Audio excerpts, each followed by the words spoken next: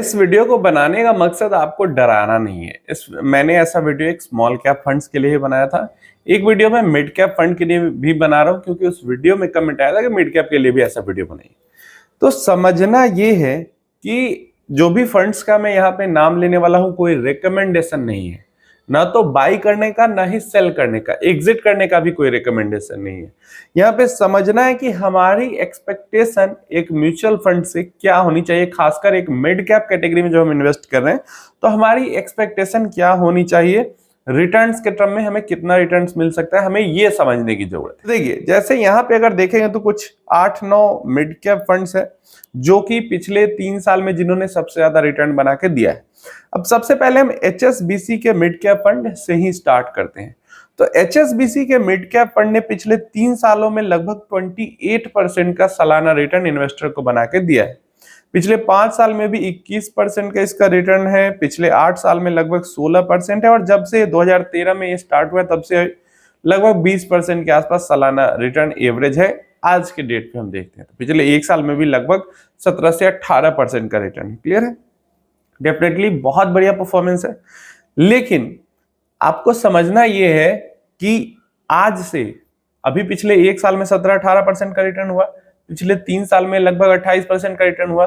अब आज से आने वाले 1 साल में भी इसका रिटर्न लगभग 20% का अगर हो जाता है तो क्या वो सस्टेनेबल और सही होगा? आप कमेंट में बताओ, क्या वो सही होगा? मेरे मुताबिक तो वो सही नहीं होगा। कहने का मतलब कि ये पॉसिबल, मतलब बहुत कम पॉसिबिलिटी है कि जैसे पिछले 1 साल में 18% का रिटर्न है, आने वाले साल में भी 20% 22% का रिटर्न बने इस स्कीम के अंदर। पर्टिकुलरली मिड कैप सेक्टर की बात नहीं कर रहे, सेगमेंट की बात नहीं कर रहे, इस स्कीम की। क्यों? क्योंकि अगर लगातार इसी तरीके का परफॉर्म ये फंड करते रह जाएगा, क्या 28% सालाना रिटर्न सही है? क्या मिल सकता है? जब पहले कभी नहीं मिला तो अभी कैसे मिल जाएगा? तो 28% सस्टेनेबल नहीं है। इवन 22%, 3% भी लंबे समय, हाँ सिंस इंसेप्शन से दिख जाता है वो अलग चीज है, लेकिन 3 साल 5 साल तक 22-25% लगातार मिलते रहे, ये भी सस्टेनेबल नहीं है। तो अगर यहां से आगे भी HSBC का 1-2 साल अच्छा ही चला गया, 20% 22% सालाना हो गए, तब तो 5 साल का रिटर्न तो बहुत ही ज्यादा एक्सट्रीमली हाई दिखने लगेगा, जो कि पॉसिबल नहीं है। तो आगे कूल ऑफ पीरियड इसका जरूर आएगा और इसके रिटर्न्स खराब होंगे आने वाले 1 साल के बाद के 6 महीना हो, या 1 साल का बाद 1 साल हो, 1.5 साल के बाद का 6 महीना हो, लेकिन 6 महीना 1 साल का समय आएगा कूल ऑफ पीरियड जहां पे इसके रिटर्न्स कम होंगे, ताकि ये जो 27-28% का रिटर्न सालाना दिख रहा है वो थोड़ा कम दिखे। क्लियर है? और ऐसे सिनारियो में हमें एज ए इन्वेस्टर घबराना नहीं है, क्योंकि ये कूल ऑफ पीरियड हर स्कीम के अंदर आता है, हर एक स्कीम, बेहतरीन से बेहतरीन स्कीम के अंदर आता है, और आना भी चाहिए। तभी तो एवरेज रिटर्न 15% 17% मिलेगा। और कूल ऑफ पीरियड नहीं आएगा और फंड लगातार ऊपर ऊपर ही जाते रह जाए, फिर तो एवरेज रिटर्न 25, 30, 35% तक चला जाएगा ना, जो कि पॉसिबल नहीं है, रियलिस्टिक वे में पॉसिबल नहीं है म्यूचुअल फंड्स के अंदर।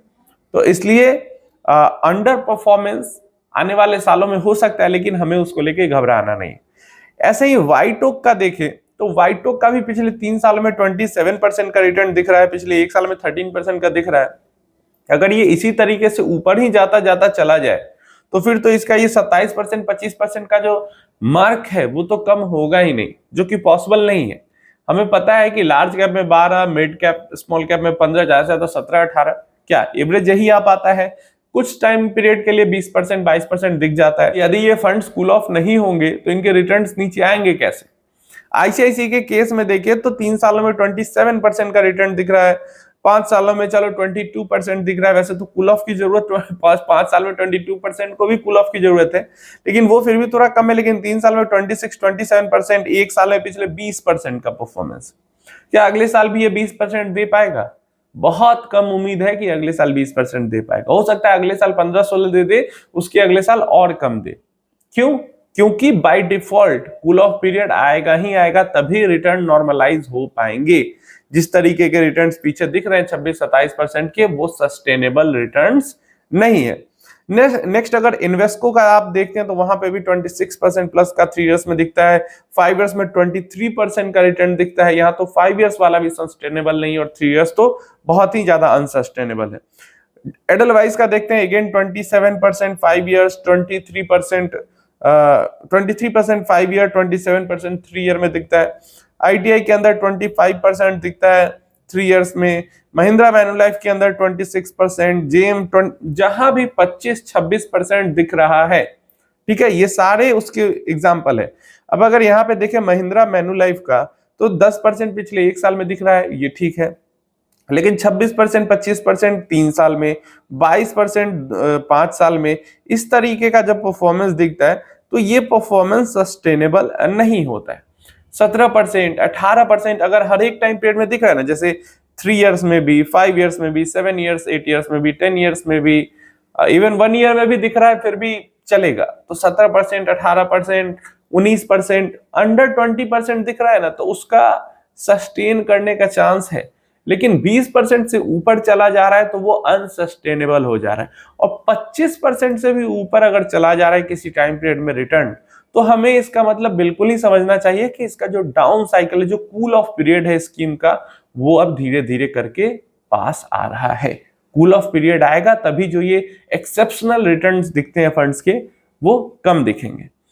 निपॉन मिड कैप हो गया या कोटक मिड कैप हो गया, जो भी आपको इवन 1 साल में भी कोई बहुत ज्यादा उछाल मारता हुआ दिख रहा है, तो देखो जितना ज्यादा ऊपर की तरफ उछाल मारता हुआ कम समय में आपको कोई स्कीम दिखता है किसी भी कैटेगरी में, सिर्फ स्मॉल कैप की बात नहीं कर रहे, सिर्फ मिड कैप की बात नहीं कर रहे, उतना हमें समझना चाहिए कि इसका कूल ऑफ पीरियड आने वाला है उतना ही जल्दी।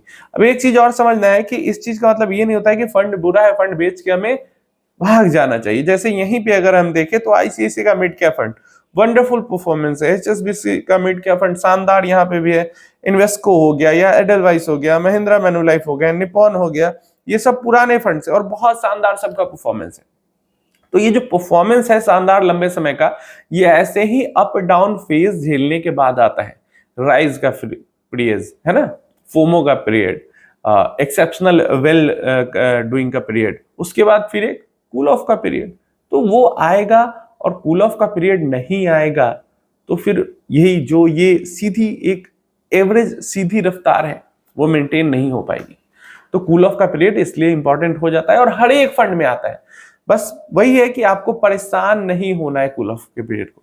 जैसे अभी आपने पिछले 3 सालों में इन फंड्स के अंदर या 2 साल या 1 साल में इन फंड्स के अंदर अच्छे परफॉर्मेंस को एंजॉय किया है, तो जब कूल ऑफ का पीरियड आएगा तो आपको उसको भी एंजॉय करना है, क्योंकि अभी आपको रिटर्न ज्यादा मिल रहे हैं आपके पैसे पे, कूल ऑफ के पीरियड में आपको यूनिट्स ज्यादा मिलेंगी आपके पैसे पे।